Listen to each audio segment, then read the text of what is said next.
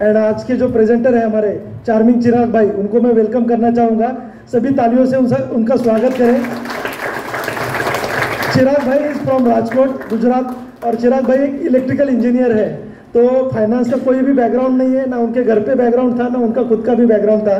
2020 की बैच के स्टूडेंट है हमारे, और बैच खत्म होने से पहले इनका रिकॉर्ड है कि उन्होंने प्रेजेंटेशन देना क्रिएटर ग्रुप में चालू कर दिया कि ये मल्टी बैगर है, आगे जाके बहुत तरक्की करने वाला है। और आज का जो टॉपिक है दोस्तों पर्सनल फाइनेंस का, वो मुझे पर्सनली लगता है कि सबसे ज़्यादा इंपॉर्टेंट है, क्योंकि multibagger growing industry, top quality company बाद में आएगी।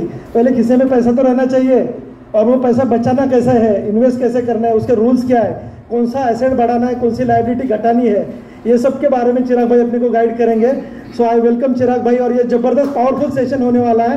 आप सब जरूर एंजॉय करो, लेकिन सबसे रिक्वेस्ट है कि आप जरूर नोट्स बनाओ। आपको जो डायरी दी है उसका फायदा लो, क्योंकि ये चीज़ें आप एक बार सुनोगे और निकल जाएगी, लेकिन डायरी में लिखा तो आपको वो पॉइंटर्स हमेशा याद रहेंगे। सो आई वेलकम चिराग भाई। Thank you Milind sir. Good morning everyone.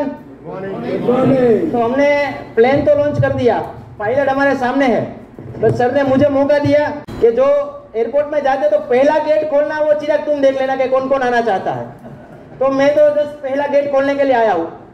हमारे पहला टॉपिक है फाइनेंशियल प्लानिंग। कोई भी चीज करते तो सबसे पहले हमारे साथ क्या होता है कि हमें वाई पता होना चाहिए। आप सब लोग यहाँ पर क्यों आए हो, वहां पर वाई है। हम फाइनेंशियल प्लानिंग क्यों सीखेंगे, वो वाई है।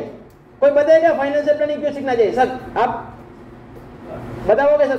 इंडिविजुअल के लिए मुझे ऐसा लग रहा है कि फाइनेंशियल प्लानिंग इज मस्ट, वो नहीं सीखेंगे तो अपना जर्नी स्टार्ट नहीं होगा। ठीक है। मिलिंद सर ने बताया था कि प्लानिंग फॉर वेल्थ क्रिएशन, तो वेल्थ क्रिएशन अपने को तो काम में आएगा, बट अपने से ज़्यादा अपना नेक्स्ट जनरेशन को काम में आएगा। तो अपना जो आज का प्लानिंग है that will be for our future, तो वो मस्ट है अपने लाइफ में। ओके, वहीं से रेडी। ये जरूरी क्यों लगता है पता है आपको? अगर आज सबको टिप मिल जाए ना कि ये पोर्टफोलियो बनाना है, तो भी नहीं बनने वाला, क्योंकि फिर बहुत से छेड़छाड़ होंगे आने वाले 10-15 साल में, होंगे कि नहीं?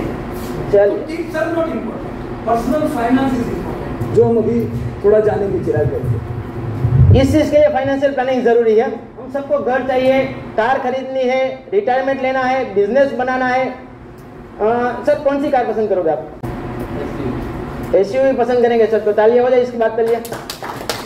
कोई ऐसा है कि पहला घर तो बना लिया पर दूसरा नहीं बनाना है कोई यहाँ पर? चलिए घूमने आ गए, बॉम्बे आ गए, मीटिंग है। कोई है कि दुबई घूमने जाके जयकिशन सर को नहीं मिलना है कोई? सबको जाना है ना। तो ये सब रिकरिंग खर्चे है। इनकम तो हमारा एक है या दो है मैक्सिमम, तो एक इनकम सोर्स है। उन इनकम सोर्स का यूज कर से हमें तो 50 ड्रीम कंप्लीट करने हैं। हम लोग ये जानते हैं कि हमारा बेटा जो हम पढ़े उससे आगे की कॉलेज में पढ़े, हमें उसको फॉरेन भेजना है, तो उनके लिए प्रिपरेशन चाहिए। शादी करनी है तो जो माहौल चल रहा होगा उस टाइम पे उस हिसाब से हमें खर्चा करना पड़ेगा। तो हर खर्चे के लिए हमारे पास उसका एक प्लान होना चाहिए कि इस खर्चा करना है तो उसको किस हिसाब से डील करना है। तो यहाँ पर हमें पता चलेगा प्लानिंग इज मस्ट, प्लानिंग करनी चाहिए। तो फाइनेंशियल प्लानिंग हम क्या बोलेंगे? केवल सिंपल चीज है, दो चीजें याद रखनी है। फर्स्ट चीज, आपका आज का जो फाइनेंस है वो समझना है, उसको मैनेज करना है, और फ्यूचर में जो गोल्स है उसको अचीव करना है। ये हो गया सिंपल फाइनेंशियल प्लानिंग। कोई ज्यादा बड़ी बुक पढ़ने की जरूरत नहीं है। हम लोग तो ये देखते हैं, सब लोग इन्वेस्टर ग्रुप से है कि कंपनी का बैलेंस शीट देखेंगे, कंपनी का प्रॉफिट लॉस स्टेटमेंट देख के हर क्वार्टर में करते हैं। कभी खुद का किया है? कोई बताएगा कोई लास्ट टाइम खुद का बैलेंस शीट किसने बनाया था? Very good. तो उस हिसाब से हमें खुद का बैलेंस शीट बनाना है, खुद का प्रॉफिट एंड लॉस स्टेटमेंट बनाना है, और उसके हिसाब से उसको रिव्यू करते जाना। यही फाइनेंशियल प्लानिंग हो गया। कुछ ज्यादा डिफिकल्ट डेफिनेशन याद रखने की जरूरत नहीं है। हमें हमारे गोल्स पता है, हमारा फाइनेंस पता है, अब प्लान बनाते हैं। चलिए, पहला स्टेप क्या रहेगा?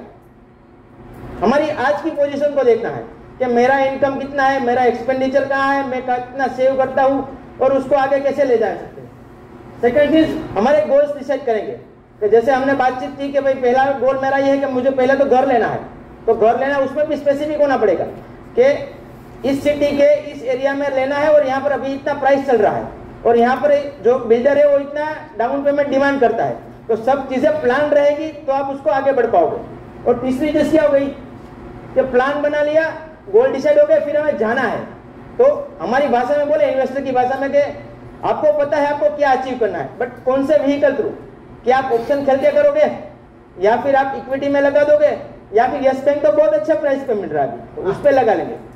मेरे पास अभी एक ही टीम के 2 मेंबर के लिए एक टिप है, मैं आपको बताता हूँ। हमारे डेविड सर हो गए, डेविड सर राजकोट से, तो मैं उनको बताता हूँ सर आप शाम को दुरंतो से चले आएगा। दूसरे जय किशन सर है, उनको पता तो सर आपको दुरंतो तक आने की जरूरत नहीं है, बाहर ही मेरा टैक्सी खड़ा है, मेरा खुद का गाड़ी खड़ा है, ड्राइवर भी है, आपको दुबई तक छोड़ देगा, आपको कुछ करना नहीं है। कौन सा बेटर रहेगा और दोनों में से कौन प्रीफर करेंगे? डेफिनेटली जय किशन सर को वो प्रीफर नहीं करेंगे, उसके लिए फ्री है, रास्ते में खाना पीना सब फ्री, बट हमको रास्ता नहीं लगे क्योंकि वो जो मैं सर को जो ऑफर कर रहा हूँ वो उनके गोल के हिसाब से बेस्ट नहीं है, और जो डेविड सर के है वो एकदम परफेक्ट बनता है कि वो अपने आप पहुंच जाएंगे। तो इसी हिसाब से हमें जो गोल है उसके हिसाब से इन्वेस्टमेंट करना है। 4th चीज हो गया, हमने प्लान बना लिया कि हमें कल सुबह मीटिंग में जाना है, तो ऐसा थोड़ी है कि कोई डिफिकल्टी नहीं आएगी। हम पर्सनल एक्सपीरियंस बताए तो हमें भी डिफिकल्टी, हमारी ट्रेन कट हो गई, अचानक से पता चला 2 घंटे पहले कि हमारी ट्रेन है वो तो अगले स्टेशन से चलने वाली है। तो हमने प्रिपेयर किया, वो जो प्रॉब्लम आई उसको असेस किया, उसके अकॉर्डिंग रिएक्ट किया और प्लान को रिवाइज कर दिया, और हम यहाँ पर टाइम पे पहुंचे। और लास्ट स्टेप, हमारा जो मीटिंग है वो हर साल की होता है, हर क्वार्टर के बाद प्रॉफिट फ्रॉम इट फैमिली आपको ये क्यों बताती है कि ये कंपनी का ये हो गया, क्योंकि सारी कंपनियां वही की वही है, सबका रिजल्ट हमें पता ही होता है कि ऑलमोस्ट यही आने वाला है, तो भी क्यों करना है? क्योंकि प्लान को रिवाइज करते रहना है। अगर हम प्लान को रिवाइज नहीं करेंगे तो कुछ गड़बड़ आ गई तो कहाँ से पता चलेगा? यस बैंक में जब गड़बड़ आई थी तब फाइनेंशियल तो बता रहे थे कि भाई 6 मंथ पहले ही किसी को जो डीप स्टडी करते हैं उनको कोई इंडिकेशन मिल गया था, बट हमें नहीं मिलता। क्यों? क्योंकि हम तो वेट करते हैं कि टीवी पे देख के बोलेंगे कि अभी यस बैंक खराब हो गया, आप उसको छोड़ दो, तब तक वेट थोड़ी करना है। तो इस हिसाब से पूरा प्लान बनाएंगे। लास्ट बताना चाहूंगा तो फाइनेंस को जो मैनेज करने की बात चल रही है अभी, वो एक ऑनगोइंग प्रोसेस है, कंसिस्टेंसी करना है। कंसिस्टेंट के बारे में बताऊं तो चलिए बंगिम सर, एक क्वेश्चन है आपके लिए। जैसे मैं 15,000 का एक निवेश करता हूँ हर मंथ के लिए, 12% के आसपास ही मान के चलते हैं, तो 10 साल में कितना पैसा बनेगा? कोई रफ आइडिया? कोई भी अगर बता पाए रफ आइडिया? हाँ, 15,000 का केवल SIP है सिंपल से, और 12% से बढ़ेगा 50 लाख। सर 10 साल तक करना है। हाँ, मतलब हर मंथ 15,000 डाल देता और 12% से बढ़ेगा। कितना सर? नहीं सर, 20 सर सबसे करीब है, तकरीबन 35 लाख बनता है। तो सर के लिए डालिया। अभी क्या होगा, जो मैं आपको बात बताने जा रहा हूँ वही सर ने एक्सरसाइज करी, विजुअलाइज करो कि मेरे पास 10 साल के बाद 35 लाख हो गए, तो शायद हो सकता है कि किसी का बेटे का हायर एजुकेशन हो जाए, किसी की बेटी की शादी हो जाए, या फिर मुझे ड्रीम कार खरीदनी है, वो मैं कैश से खरीदूंगा, क्रेडिट पे नहीं लूंगा, या मेरा घर है उसका डाउन पेमेंट हो जाएगा। अब ये आपको पता है कि ये करने से ये होगा, तो आप वो कर पाओगे और उसमें ब्रेक नहीं लगाओ। क्लियर सबको? तो गोल पता है, आपको पता है कि आप क्या कर रहे हो, उससे क्या मिलेगा, तो आपके लिए बहुत बेटर रहेगा। अब एक एग्जांपल लेते हैं राम का, जो सब लोगों का जो अभी के 30 साल की एज पे हो, राम 30 साल का है, उसका 60,000 के आसपास सैलरी है, क्योंकि 4-5 साल से जॉब कर रहा है। उसने एक 40 लाख का 2 BHK फ्लैट खरीदा है, राजकोट जैसे सिटी में, अहमदाबाद सिटी में आ जाता है। फिर उसने क्या किया है, वहां पर कंडीशन है कि 20% डाउन पेमेंट देना है। 32 लाख का उसने लोन लिया, जो तकरीबन 8% पे मिलेगा, और उनका जो EMI है 24,700 के आसपास है। ये उनका बेसिक इन्फॉर्मेशन है। अभी उनका हम बैलेंस शीट का एनालिसिस करेंगे। इनका जो बैलेंस शीट बनता है उसमें क्या है कि उनका इनकम उन्होंने लिया तकरीबन 7,20,000, उसी को जब डिवाइड करते हैं तो 3-4 खर्चे उसके मेन है। पहला खर्चा खाने पीने का, जो बेसिक नेसेसिटी उसका है, वो तकरीबन 20% होता है। दूसरा खर्चा जो मैंडेटरी है, मैंडेटरी में उन्होंने 2 चीज लिए, पहला इंश्योरेंस करवाया खुद का, फैमिली का, और साथ में ये वैसे सबको मिल जाएगा, ये सबको सर स्लाइड मिलेगा, क्योंकि यही स्लाइड आपको खुद के लिए पढ़ना है। दूसरा मैंडेटरी कॉस्ट आ गया, उसमें हम देखते हैं टैक्स हो गया, लोन रीपेमेंट हो गया, इंश्योरेंस हो गया, तो 44% खर्चा तकरीबन वहां पर जाता है, और 41% खर्चा उसका केवल जाता है अपनी लोन को पे करने में। दूसरी कभी उसने कोई लोन ले भी नहीं। तीसरा खर्चा जो उसका आता है वो 30% सेविंग करता है। हमें लगेगा हमें तो सिखाया 50-30-20 रूल है, बट पूरा इंडिया अभी जो एवरेज सेविंग करता है वो 28% है। वो कहाँ से होगा? हमें भी 30% पे चालू करना पड़ेगा, क्योंकि हम तो आगे की जनरेशन के बारे में सोचने वाले हैं, हम लीडर्स हैं, तो हमें एवरेज को बीट करना है, तो हम 30% पे जाएंगे। नेक्स्ट 5% खर्चा वो खुद पे करता है, लर्निंग पे, एंटरटेनमेंट पे, वोट पे, तो उसका 100% हो गया। इसमें हमें क्या याद रखना है, ये डेटा राम का है, राम का डेटा हमें जरूर नहीं, हमें खुद का पढ़ना है। उसके बाद जो रेशियोज आते हैं उसको देखना है। रेशियोज कौन से? सेविंग रेशियो, कि वो कितना सेव करता है। यहाँ पर केस में 30% करेगा, तो एक्सपेंस रेशियो हो गया वो उससे उल्टा हो गया, 70% एक्सपेंस करेगा। और तीसरा जो रेशियो है वो हो गया डेब्ट टू इनकम। आपकी 1 साल की कितनी इनकम है, उसमें कितना पैसा केवल आप बैंक को देते हो, कोई भी EMI हो, कार का हो या घर का हो या फिर कोई उसकी कंज्यूमर चीज का हो, तो वो 40% कट ऑफ हो गया, उससे ऊपर नहीं जाना चाहिए। 30% मतलब आप गुड हो, 40% मतलब रेड अलर्ट आ गया, स्टॉप लॉस आ गया, वहां से आपको काट देना है, नई लोनें नहीं लेनी है। हम 40% खड़े हैं, बाहर निकल गए, मोबाइल तो खराब हो गया, चलिए आईफोन ले लेते, फ्री पे मिल रहा है, आपको 12 हफ्ते बने, तो वो नहीं करना। तो वहां से आपको 3 रेशियो पता चले। इनकम में 2 ही चीज समझनी है, सेविंग रेशियो कितना बड़ा है, जो हो इतना मेहनत मैक्सिमम करो, और डेब्ट टू इनकम रेशियो को कम रखो। दूसरा बैलेंस शीट पे आएंगे। चिराग भाई, आपने कौन से 3 रेशियो बताए? सेविंग, एक्सपेंस और डेब्ट टू इनकम। ये हम सबको पता होने चाहिए, हमारे रेशियो। सेविंग में एक्सपेंस रेसिप्रोकली 30 होगा, दूसरा 70 होगा, वो सिंपल है, पर सेविंग रेशियो हमें हमारा पता रहे।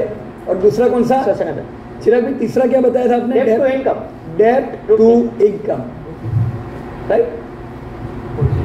इनकी जब बैलेंस शीट देखेंगे वो पता चला कि उन्होंने एक ही लोन लिए 32 लाख की, तो वही उनकी लायबिलिटी हो गई।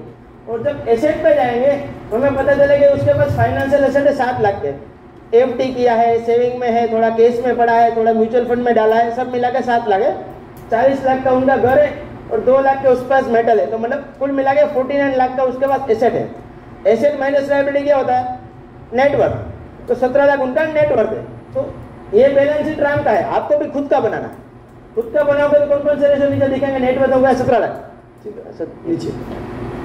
उसके बाद लेवरेज रेशियो, अपना एसेट के हिसाब से कितना लेवरेज लेके रखा है, कितना पैसा बाहर से लेके रखा है, तो ये रेशियो निकालोगे 65% मिला, तो 65% उसका लायबिलिटी हो गया।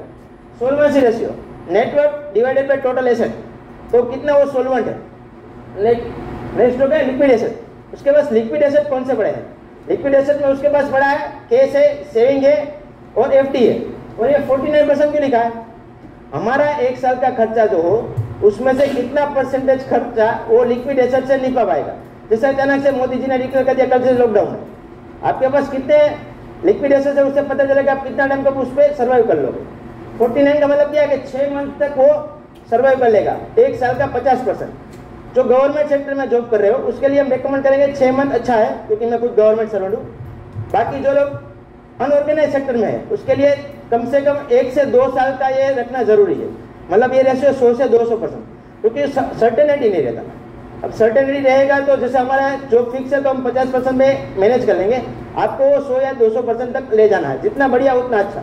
उसके बाद हो गया life insurance coverage. Life insurance का तो यहाँ पर कंसेप्ट ही बहुत गलत है, क्योंकि एक्चुअल कंसेप्ट क्या है, जैसे कोई ब्रेड अर्नर व्यक्ति हो गया, उसका कुछ नेगेटिव होने से डेथ हो गई, तो क्या होगा, उसको इतना कम लगेगा कि भाई जितना उसका सैलरी है उतना उसको रिस्क फ्री रिटर्न मिलना चाहिए। जैसे मैं 50,000 एग्जाम्पल लेके कमाता हूँ तो मुझे इतना का इंश्योरेंस लेना है कि वो पैसा अगर हम FD में डाल दें तो बैंक मुझे 50,000 हर मंथ देंगे।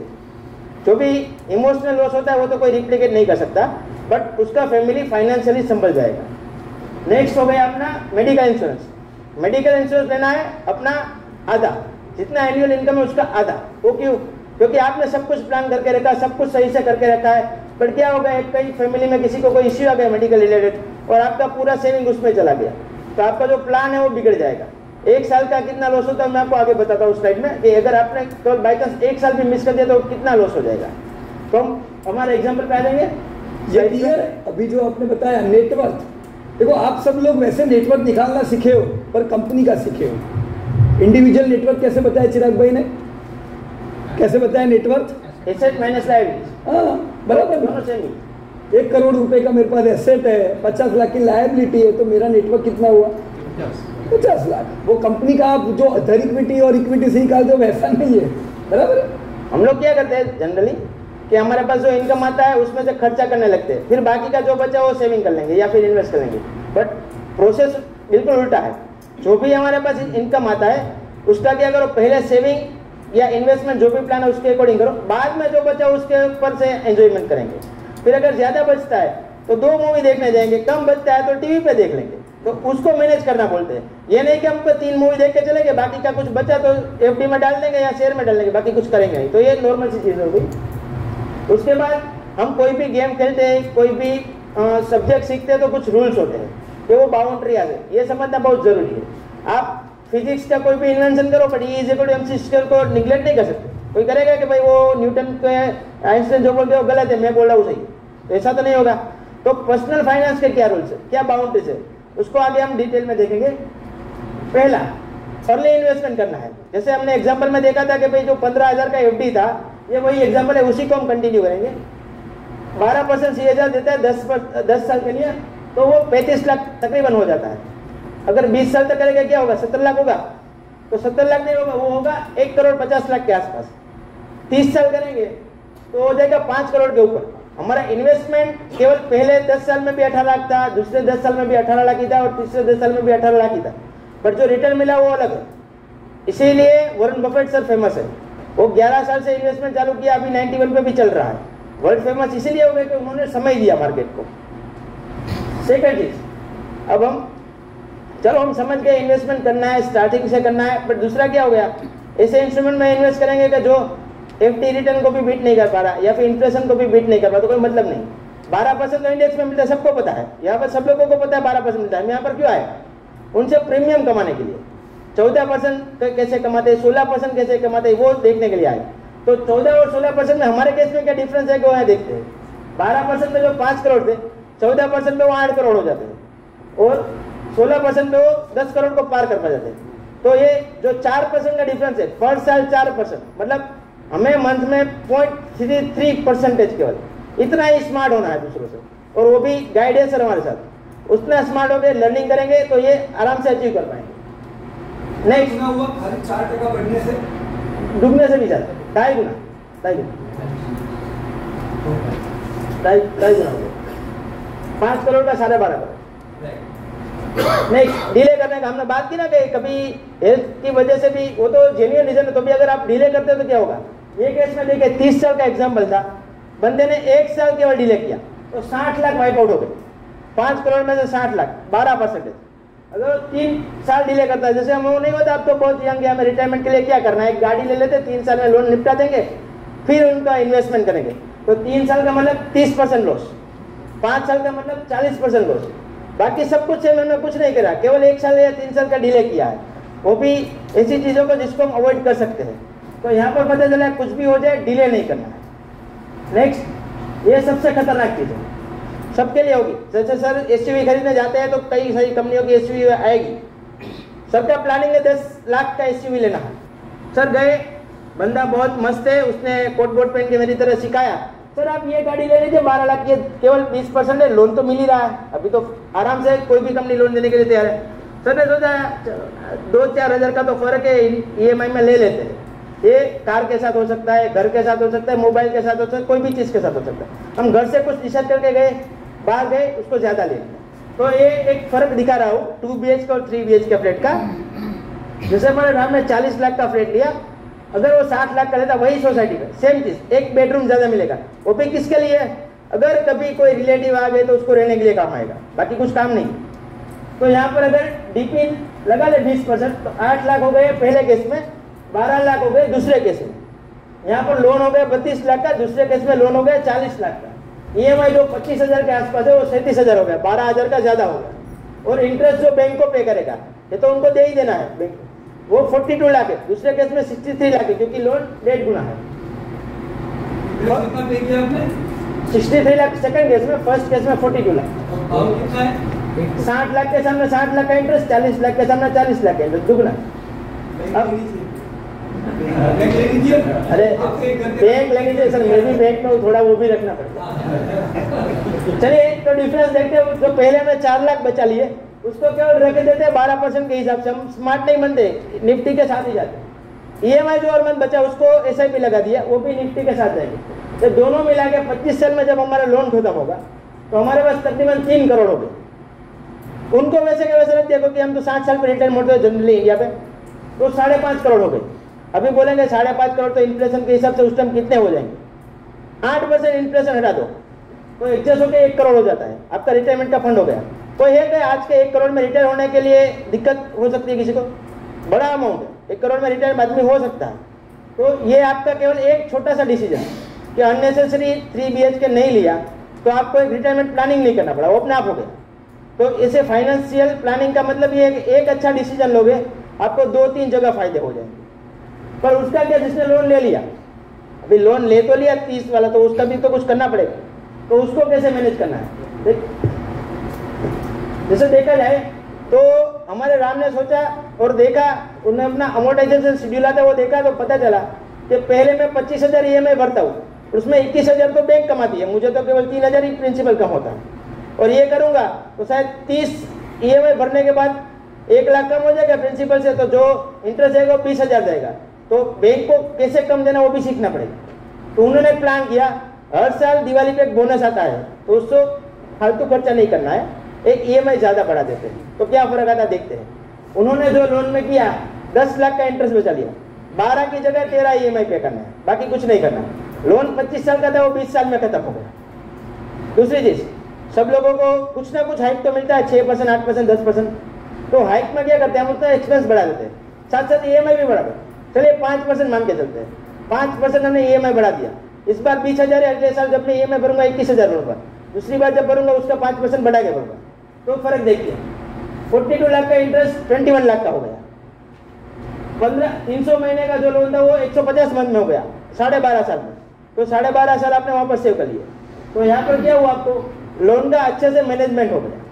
ये तो अच्छी लोन की बात है, हम बुरी लोन की तो बात ही नहीं करें, जो क्रेडिट कार्ड होता है, पर्सनल लोन होता है, क्योंकि वो तो 30%, 25% इंटरेस्ट पे लगता है, तो उनको भी यही करना है। बोलिए सर। नहीं, आई हैव एक्सपीरियंस दिस। एक क्वेश्चन है, तो इसका 5% आप जो बोल रहे हैं कि हर साल एक EMI ज़्यादा दे देने का, उसकी जगह पे वही अगर हम इन्वेस्ट कर दें तो वो शायद 12 या 14% से उतना अमाउंट नहीं बढ़ेगा। वो नहीं, पहला राक्षस को मारना मेरा पर्सनल एग्जांपल है, मैंने स्टेट बैंक से हाउसिंग लोन लिया था 25 लाख का एट द रेट ऑफ 10.5, फिर रेट नीचे आते गए। वर्षों पहले लिया होगा, हाँ 2000 में। मैंने ईयर 2000 में 25 लाख का स्टेट बैंक से लोन लिया, यही विले पार्ले में घर लेने के लिए। 10.5% हाईएस्ट इंटरेस्ट रेट था, रेट धीरे धीरे कम होते होते 7.5% तक आया। अभी 7.5। मैंने EMI कम नहीं किया, मैंने EMI मेंटेन रखा। ओके, तो मुझे जो 15 साल में वो शायद 12 में हो गया होगा। नहीं, 7.5 साल में। अरे गजब।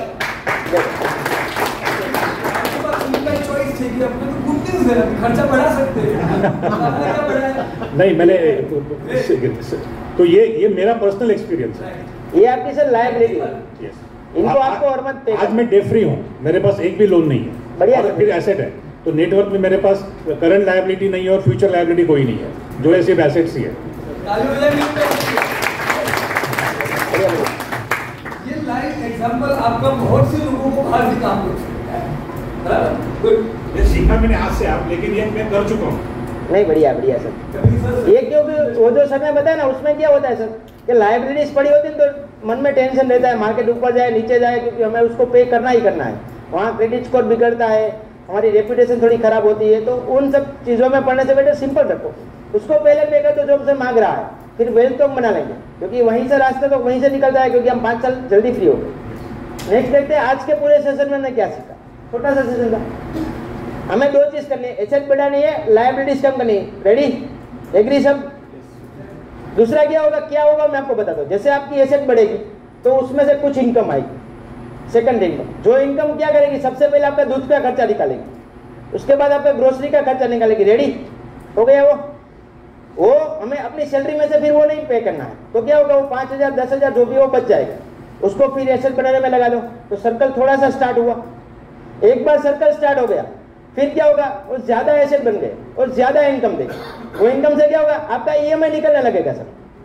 5 साल के बाद आपका EMI भी वहां से आ जाएगा, इंश्योरेंस भी वहां से आ जाएगा, आपका ग्रोसरी भी आ जाएगा। उसके बाद क्या होगा, ये सारा पैसा आपका रेगुलर जॉब में से, आपके बिजनेस में से बच गया, और एसेट में लगा दो। उसके बाद क्या होगा, लग्जरी।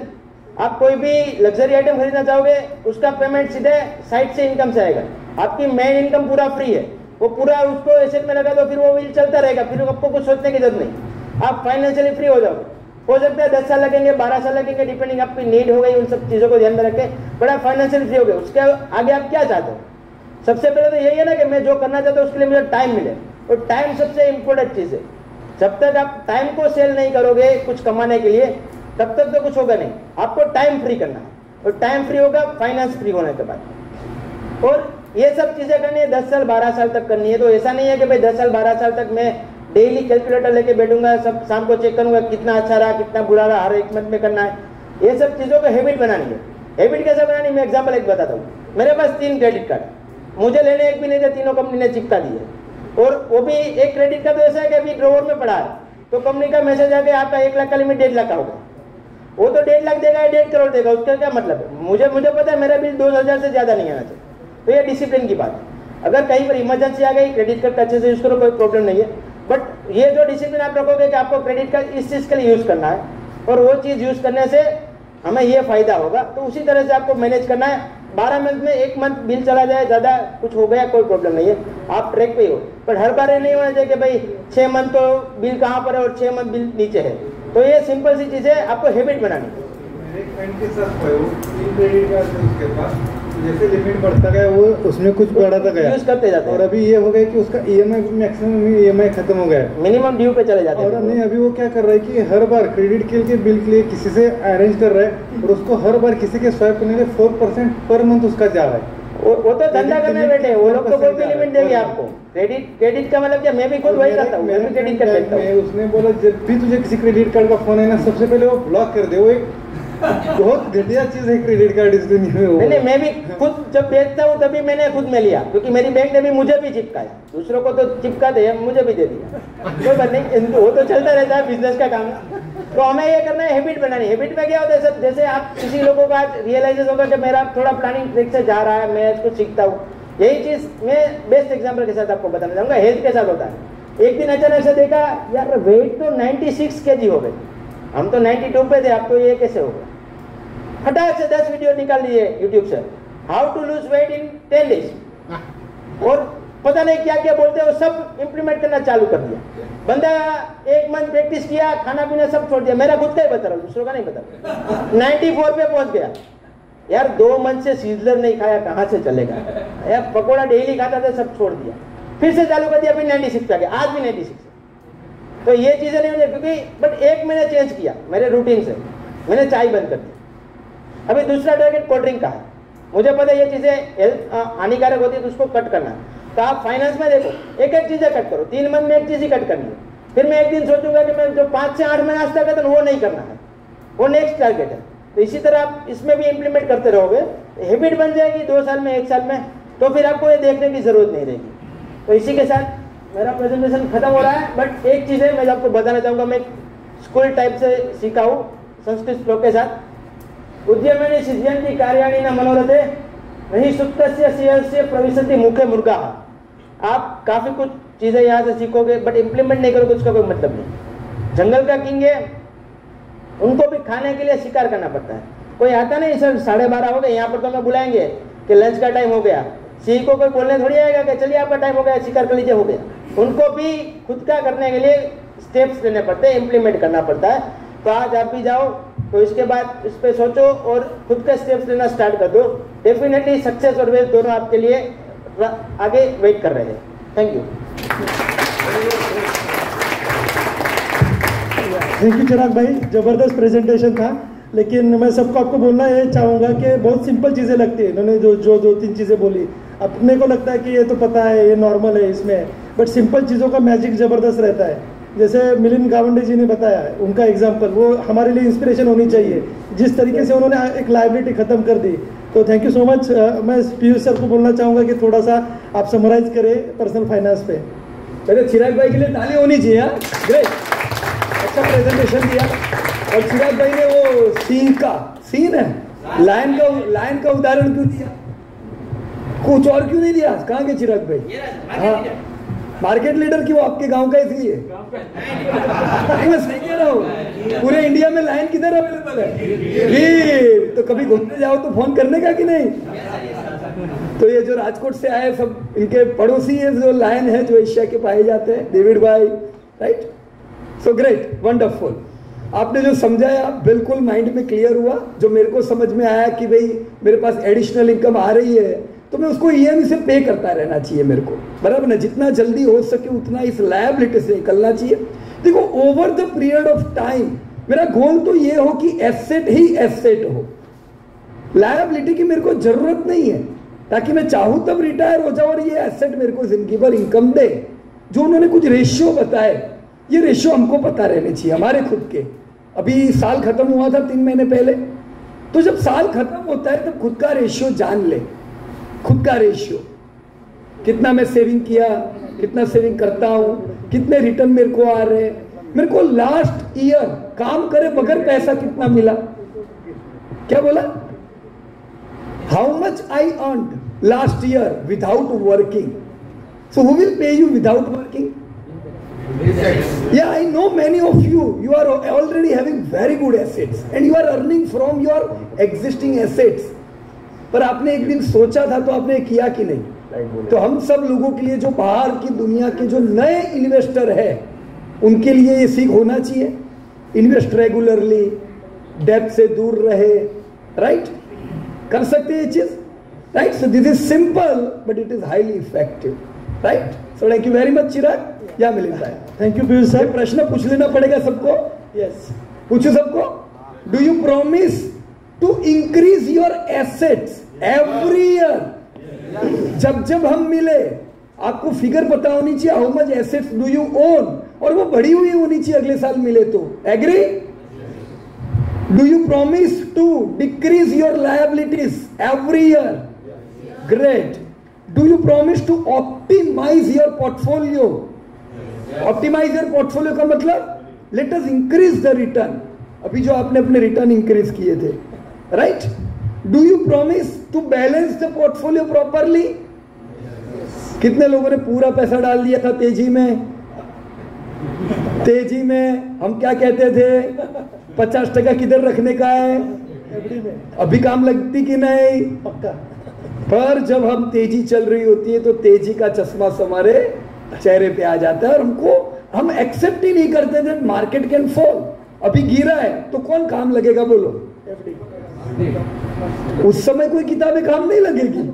सही किताब वो गांधी बापू वाली किताब काम लगेगी खाली। कौन सी? ओरिजिनल नोट्स, पैसा, राइट? तो पैसे को रखना है। We should balance our money properly so that we can switch out कहीं पे भी। Do you promise to invest regularly? तभी आप वैल्यू बाइंग कर पाओगे। वैल्यू बाइंग कौन करता है? जो सस्ते में बाय कर पाता है। So we need to become value buyer. आप क्वालिटी बायर हो सकते हो, आप ग्रोथ बायर हो सकते हो, पर वैल्यू बायर भी एक हमारी हैबिट है, राइट सर? या मिलिंद भाई, आपका ये एक सेंटेंस में याद करूंगा तो, अच्छी चीज सस्ती खरीदनी है। करेक्ट। मतलब सस्ती चीज नहीं खरीदनी है। आपके कुछ वर्ड्स मेरे को याद है, अच्छी चीज सस्ती खरीदनी है, that is value by. Absolutely. और ताली होनी चाहिए मिलिंद भाई के लिए, उनको याद है ये। तो सस्ता सस्ता नहीं ढूंढना है, पर अच्छी चीज सस्ते लेनी है। वो कब मिलेगी मिलिंद भाई? जब आप स्टडी करोगे और जब बाजार गिरेगा। देखो, सस्ता लेने को मिलेगा, वो अपॉर्चुनिटी आने वाली, आने वाले 15 साल में बहुत बार ऐसा होगा। पर हमारे पास उस समय कैश, गुजरात में धनजी भाई कहते हैं, वो सब होना चाहिए। Right friends? Done. Thank you very much Milind भाई। या thank you Piyush sir. So before we end this financial planning, और जयंत भाई। yes sir, मेरा ध्यान ही नहीं था। नहीं है great. sir. Before we end financial planning, the example what the gentleman gave is for of Mr. Ram, who is earning regularly. Right. His age is just 30, 35, whatever it may be. But here there are so many members who are senior citizen, Right. who earned and kept some money Right. with them. या normally अपन invest करते हैं तो 5% से ज़्यादा किसी एक script में अपन नहीं डालते हैं। राइट। Now, अगर मेरे पास एक्स फंड है तो उसमें से कितना परसेंट मुझे रखना चाहिए स्टॉक मार्केट के लिए, कितना परसेंट मुझे एफडी के लिए रखना चाहिए, राइट। परसेंटेज वाइज जाना चाहिए या उसके इनकम के हिसाब से जाना चाहिए? जैसे कि एफडी है तो मेरा मंथली एक्सपेंस 50,000 है तो मेरा 50,000 राइट इनकम आना चाहिए। तो ऐसा कोई रेशियो मेरे ख्याल से हमारे लिए भी होना चाहिए फाइनेंशियल प्लानिंग में, कि भाई इतना आप इसमें इन्वेस्ट करके या इतना एसेट्स में रखो। फिक्स एसेट्स बोलेगा तो प्रॉपर्टी में, रियल एस्टेट के अंदर, कि जो मतलब लिक्विडेट नहीं हो सकता। बराबर है। दिस इज टोटली लिक्विडेट, तुरंत हो जाता है। Right. एफडी भी तुरंत लिक्विडेट हो जाती है, बट कितना प्रोपोर्शनेटली रखना चाहिए for safety and future. Right, so very good question from Jain भाई, ताली हो जाए। हम लोग कितना रेशियो रखते हैं? Who will explain this? कितना एफडी में, कितना इक्विटी में? यस चिराग भाई। सर जो जनरल रूल है ये बताता है कि आपका इक्विटी में इतना होना चाहिए कि 100 माइनस योर एज। जैसे मेरा 30 है तो मेरा इक्विटी में 70% होना चाहिए। आपका अगर 60 हो तो 40% आप इक्विटी में अफोर्ड कर सकते हो। यही ऑल ओवर फॉलो होता है। Correct. बट तो भी पीयूष सर ये बताते हैं कि भाई 50% एफडी में, 50% इक्विटी में रखो तो ठीक रहेगा। फिर ऐसा हो जाएगा ना कि 100 साल वाला तो बेचारा डाल ही नहीं पाएगा बाजार में। इसलिए हम कहते हैं, बराबर ना, क्योंकि हम सब देखो, आपने देखा है ये लीडर जो होते हैं पॉलिटिशियंस, दे लिव मोर। क्यों? वो ज्यादा जीते, अच्छा खाते हैं, हाँ? अच्छा खाते हैं। लीडर है। जब आप लीडर होते हो आपको भी वो सब वो देखने के लिए भी तो जिंदा रहना है। तो यहाँ जो शेयर बाजार वाले हैं ना, उनका लाइफ लंबा ही रहता है। तो अभी हम प्रिपेयर हो जाते हैं, मैं 100 साल का होने वाला हूँ, 100 प्लस तो सब होंगे, पर 100 प्लस मतलब बाजार में भी पैसा होना चाहिए चिराग भाई, राइट? Yes, sir. पर देखो मैं 50-50 क्यों कहता हूँ? क्योंकि हम जब लोग लार्ज क्राउड को एड्रेस करते हैं ना, वाइड रेंज होती है, अलग अलग एज के लोग होते हैं, इसलिए हम जनरल ये कहते हैं 50% एफडी, 50% इक्विटी। ये बैलेंस हमेशा नहीं रहेगा। नहीं, वही- अब बाजार गिरा हुआ है तो क्या करने का चिराग भाई? अभी इक्विटी में ज्यादा डालने का। करेक्ट, ये वो टाइम है जब इक्विटी में एग्रेसिव होना है। तो आपके पास एफडी होगी तब जाके तो आप निकाल पाओगे पैसा, बराबर की नहीं? फिर जब बाजार चलता है तब क्या करेंगे? वापस बैलेंस कर दो ना, राइट? बाजार की तेजी में वापस एफडी बैलेंस कर दो, पर मंदी में you can invest more in equity, become aggressive, sir right? ये अपना खर्चा जो है उसको 2 साल का इमरजेंसी फंड मान के भी चल सकते हैं। उतना जितना है उतना सेव अलग से रखे, उसके बाद अपना एलोकेशन रख सकते हैं। क्योंकि क्या कि 2 साल तक वो बाजार पे डिपेंडेंट नहीं है। बाजार में मंदी आ गई तो उनका खर्चा तो आराम से चलता है, राइट करना है उसे। पर अपने बाजार में क्या है, मंदी आएगी तो भी आपकी डिविडेंड यील्ड तो चालू रहने वाली है। वो इनकम तो ये अभी आप लोग नहीं मानोगे, डिविडेंड यील्ड पे अपना इतना ध्यान नहीं रहता है, पर जो पुराने इन्वेस्टर है they know how much dividend cares you. आपने 10-10 रुपए के शेयर लिए हुए, वो आपको 50-50, 100-100 रुपए डिविडेंड देता है। सर वो एक फेमस स्टोरी है कोका कोला वाली, हाँ। तो सबको शायद पता ही होगी कि उसका सीईओ जितना कमाता नहीं है उससे कई गुना तो डिविडेंड वॉरेन बफेट सर को मिलता है। तो वो तो कुछ करते नहीं, एक बार इन्वेस्ट कर दिया है। सब इन्वेस्टर का ऐसा होता है चिराग भाई, जो आपके कंपनी के एमडी नहीं कमा रहे हैं ना, उससे ज्यादा आपको डिविडेंड मिलने वाला है, राइट? सो डिविडेंड बहुत इंपॉर्टेंट है, ये अपने को जिंदगी भर कमाई देने वाला है, राइट? थैंक यू जैन भाई, and so let us proceed further. Yeah thank you Piyush sir, thank you Chirag भाई, अमेजिंग प्रेजेंटेशन। उन्होंने जो ट्रिक बताई कि हाउसिंग लोन से जल्दी छुटकारा कैसे पाए, लाइबिलिटी कैसे कम की जाए, तो it was eye opener for me at least, क्योंकि मैं भी उस प्रोसेस में हूँ। तो मेरा अगला जो इंक्रीमेंट है चिराग भाई, डेफिनेटली मैं लोन रिपेमेंट में डालूंगा। ये तो पहली चीज़ हो गई। एंड किशोर भाई वांट टू ऐड समथिंग? वो डेट टू इनकम रेशियो, हाँ वो भी तो आई ओपनर था यार, मेरे पास भी नहीं था debt to income ratio. Thank you Chirag भाई, डेट टू इनकम रेशियो आगे से इनकलकेट करूंगा अपने पोर्टफोलियो में। Thank you. I have money to get my home directly without any loan. Okay. If I spend all this money in my home, I won't have cash in hand for investment, for to start new business, to start anything, whatever. So I want something around, something cash in hand. Okay. So now my interest rate is equally good. And if I invest this money also, I know that I'm going to get more than this interest. This become a tricky situation. चिराग भाई पहले मुझे दे दो, फिर मुझे आप correct करो। सी अगर मैं आपकी जगह होता हेलो, अगर मैं अपने डिसीजन पे होता तो मैं क्या करता, रिपेमेंट में पहले इंटरेस्ट ज्यादा लगता है, देखा वो का सही है, तो आप इंटरेस्ट पोर्शन कम करो। भाई मेरी प्रिंसिपल इन्वेस्टमेंट, जैसे मेरा 7.5 में क्यों हुआ, आखिरी के 1 साल में मैंने 1-1 लाख रुपए एक्स्ट्रा पे कर दिया। ये तो मेरा 9 साल का होने वाला था, तो मैं सीधा 7.5 साल पे आ गया। आखिरी साल में मैंने 1 लाख रुपया एक्स्ट्रा पे करना। कह रहे हो कि आप प्रिंसिपल कम। अब वो मैंने लोन ही इसलिए लिया है to have cash in hand और टू इन्वेस्ट कोर्स। हाँ, तो आप point it is your personal decision. आपको लोन 15 साल कैरी करना है या 5 साल में खत्म करना। तो मैं लोन 10 साल का मार्किंग है। हाँ, मैं लोन 10 साल के लिए। हाँ, I have cash in hand. ठीक है। This cash in hand gives me flexibility to get market down and I have invested. Yes. If there is some opportunity. Yeah. Company का प्रिंसिपल यहाँ भी लागू करते हैं। डेफ्री कंपनी को ज़्यादा रेटिंग मिलता है। डेफ्री So you guys help me to buy shares. आपका क्या हो रहा है? आप you are keeping focus only on one house. I will keep, अगर मेरा एक हाउस लिक्विडिटी फ्री में जल्दी फ्री हो जाता हूँ, वो मेरे को एज रिटर्न देना चालू करेगा। I go for second house. But then at this moment, in this scenario, getting a new house is of no point. Okay. That is your personal. बाद में करते हैं। Good discussion. First goal should be, चाहे कोई कितना भी return मिले, liability should be less. हो सके उतना लायबिलिटी के पास न जाए, वो ज्यादा अच्छा है। क्योंकि इंटरेस्ट हमें लगता है पर हमारा प्रिंसिपल डाउन नहीं होता। One question I have over here. He is getting a loan at 6.6%. Yeah. That increases cash flow. Correct. Now it's about the risk. It's about your own ability. Correct. That can you leverage that to get a return on 12%? And I think if the risk taking is there, so why not? I just You are not going to be getting a 6.6% loan. can I add something? Piyush sir, can I add something? I have a little different take from Mr. Gawande. I presume that he for 10 years at least. So we are at a juncture sitting in a meeting annualized with Piyush sir, who's in that Indian markets in 10-15 years is going to be at a place where you have multiple returns, at least 10 times what you were looking at. So if he's a smart investor, I would support him what he's done. Because he's looking at 10 years, it doesn't matter if he's paying interest, the amortization chart what you're talking about. The interest is taken maximum in the initial years and later on the whole principal is balanced. That's fine with me. Because at 6%, he's deploying the money in the markets under the guidance, expert guidance of Piyush sir, which is going to grow at least 10 to 12%. So I think it's a very justifiable decision that he's taken. And provided he sticks to the rules and regulations of systematic investing in the markets at the right times. Sir definitely sir मैं add करना चाहूँगा कि जैसे मैं study कर रहा था तब ऐसा केस मेरे साथ भी आया था, क्योंकि मुझे तो ओवरऑल स्टडी करना था। बट मैं ये बताना चाहूँगा जनरली, अगर आप जो पे कर रहे हो जितना भी परसेंटेज, और आपको पता है, आपको खुद पे भरोसा है कि आप एटलीस्ट 3% का मार्जिन गेन कर ही लोगे, तो ये लोन आपके लिए अच्छा है, उतना बुरा नहीं है।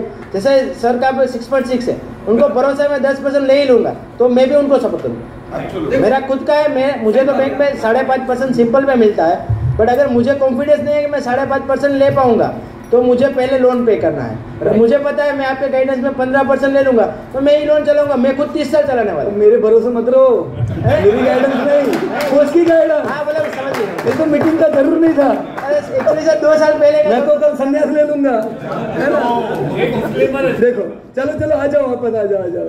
देखो पहली चीज, हाँ सर सेम सिनारियो मेरे साथ मेरे लड़के का हुआ है। ओके। हम लोग ने एजुकेशन लोन लिया उसके लिए, और अभी we are paying EMI, but EMI का एक फ़ायदा मुझे क्या हो रहा है कि उसका इनकम टैक्स बच रहा है, तो मुझे इफ़ आई पे अर्लियर तो आई हैव टू पे more income tax. Right. It's good loan. तो मैं वही कर रहा हूँ कि उतना पार्ट जो उसका मैं सोच रहा हूँ कि वापस दे दूँ, उससे अच्छा उसको मार्केट में इन्वेस्ट कर रहा हूँ। Right. So that benefit also is there. और कितना परसेंटेज है एजुकेशन लोन? अभी है 7.9 समथिंग। राइट। तो आपको मार्केट से अपॉर्चुनिटी 12% की मिलती है, नॉर्मली अपन 12% गिन के चलते हैं, है ना? तो देखो ये अंबानी अदानी फंडा चलता है, एक अंबानी अदानी फंडा, डेप्ट फ्री है दोनों, डेप्ट है। पर देखो उनको पता है कि मैं अगर 8% 10% पे लोन ले रहा हूं, वो उसकी प्रोडक्टिविटी कितनी निकाल रहे। अदानी की कोई भी कंपनी देखो, आप इन्वेस्ट मत करो, पर उसके जैसा ग्रोथ मुझे कहीं से भी निकाल के बताओ, हाई ग्रोथ। तो मतलब अगर उनको पता है कि मैंने 10% की लोन ली हुई है, मैं 20% प्रोडक्टिविटी ले सकता हूं, तो अच्छा है। पर 90% कंपनी ऐसी होती है जो 10% की लोन लेती है और वो ग्रोथ 12% से करती है। और जब मंदी आती है 6% से करती है, वो सब प्रॉब्लम में आने वाली है। ग्रोथ ज्यादा इंपॉर्टेंट है, रिटर्न ज्यादा इंपॉर्टेंट है। अगर आपको लगता है कभी भी भविष्य में कंपैरिजन करना है, interest versus reward, risk versus reward, उसका कंपेयर करके करें। और ध्यान रखें कि आपको एक टाइम पता रहना चाहिए, ये समय तक मैं लायबिलिटी को खत्म करना चाहता हूं, right? Thank you Piyush sir.